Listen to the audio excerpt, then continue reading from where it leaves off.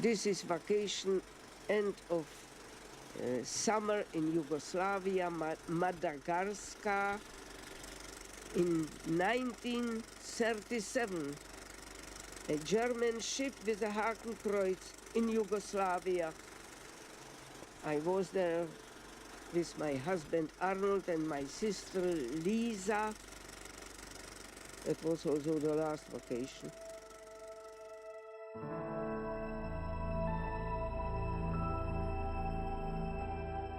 My name is Anka Voticky. I was born in Czechoslovakia, 5th of July, 1913.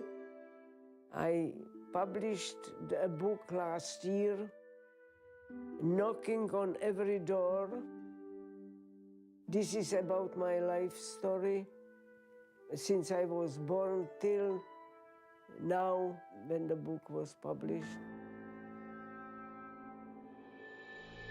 In 1939, with the German army sweeping into Czechoslovakia and Jews being subjected to increasing anti-Jewish decrees, 25-year-old Anka Voticky, her husband, her children, and her family escaped to an unlikely place halfway around the world, the Chinese port of Shanghai. That story of survival is highlighted in her book.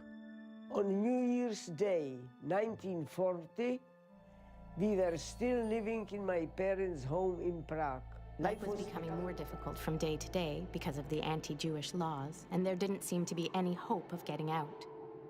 In February, my brother Vilda phoned from Zurich to tell us that he could get us into China. My first reaction was to say, for heaven's sake, if we're going to die, let us die here. But I soon realized that we would have to seize the opportunity. Arnushku, I told my husband, there seems to be no other way. We have to go to China. In late March, Arnold came with me to the police headquarters to get our exit visas. When we got inside, I asked him to stay in the corridor. As a Jewish man, he was more at risk of being detained than I was. I took out a 1,000 koren banknote and placed it inside my passport, then marched into the office and put the passport on the desk. The official slid the money into his desk drawer and stamped the document. Much relieved, the stamped trophy in my hand, I turned and left the room. But the hardest part was still to come. We had to go to the Gestapo office in downtown Prague. Just being near Gestapo offices was dangerous for us.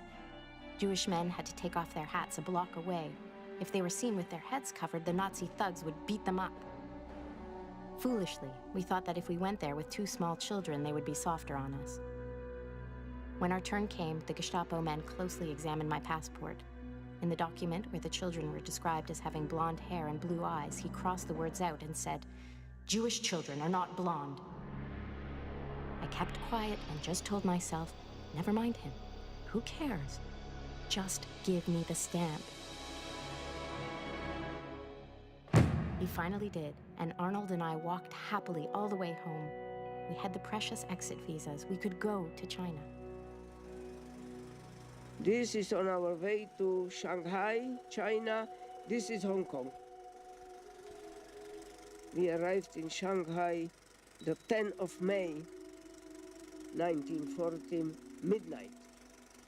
Chinese people were very friendly, very polite, but the Japanese occupied Shanghai.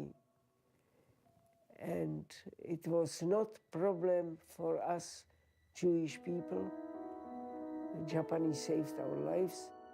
Despite pressure from Germany, Japan refused to carry out the Nazis' final solution. While so many of their relatives perished in Europe, Anka and her family survived. 6.5 million. Nobody, in my family, 65 people, they never harmed a mouse. What about a human being? 2 years after the war, Anka and her family moved to Canada, where she eventually began writing a book about her remarkable life. I put 12 pages, typewriting. When whoever was reading it, everybody said, what kind of nonsense is this? Every affair, 1 sentence. 12 pages, the whole. And this is not good enough. More details. So when I moved here in, I took with me my typewriter and I was typing.